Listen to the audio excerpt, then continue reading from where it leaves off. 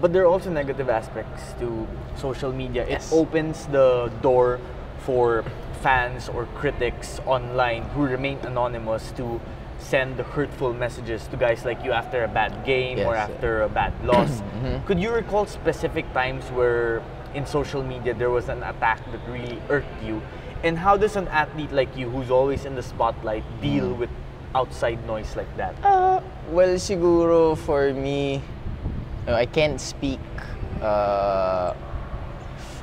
in behalf of all the athletes. Right. Kasi I mean, athletes take it differently. You know, some take backlash where they get really down, they get really depressed, they get really sad.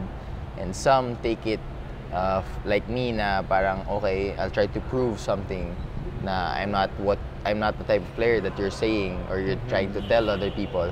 So ako, it's that way for me. But, you know, with social media, with all the critics or so-called eggheads, diba, na wala naman silang picture, Exactly. but they say everything thinking like they've been playing for 5 or 10 years or Like they've they been know everything. coaching for 10 or 15 years, so to speak. But, you know, we go to the cliche where you can please everybody. And the fact that whether we play good, whether we play bad, at the end of the day, some people will still say something. And ako, malaking part sa akin yung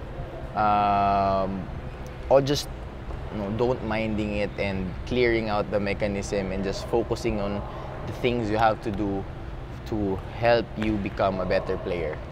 But also, I'm sure someone as competitive as you are, obviously there's trash talking in the basketball court. So there's also trash talking on social media. There must have been a time or two where you were tempted to click that reply button and be like, wala naman kayo alam, ganyan. How do you stop yourself from doing something like that? Oh shucks, you know, I'll be guilty. I'll be lying if I said that I haven't replied to anybody. Exactly. And I'm guilty for that. And it's human. Yeah, I mean, you know, sometimes you get to a boiling point wherein, you know, you just snap and then tweet something. But, you know, one thing I've learned is it doesn't get better. Of course, it doesn't get better when you reply. And for me, you know, this is just a natural reaction. Sabi mo nga, tao lang. Diba na Correct. mapupuno ka lang, you know, you have patience. You know, you can be patient, but you know, you can run out of patience as well, diba? So is it like a personal rule that after a game, especially a loss, you won't open Twitter or you won't open Instagram? No. Actually, sometimes I do, right? For learning experience per se. Na okay, ano kaya ang tingin nila sa laro ko? And then see what I can do better. You know, and then remember the names that were tweeting something.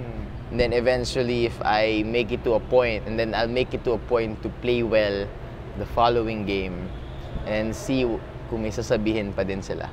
So making a mental yun list. yung sa akin.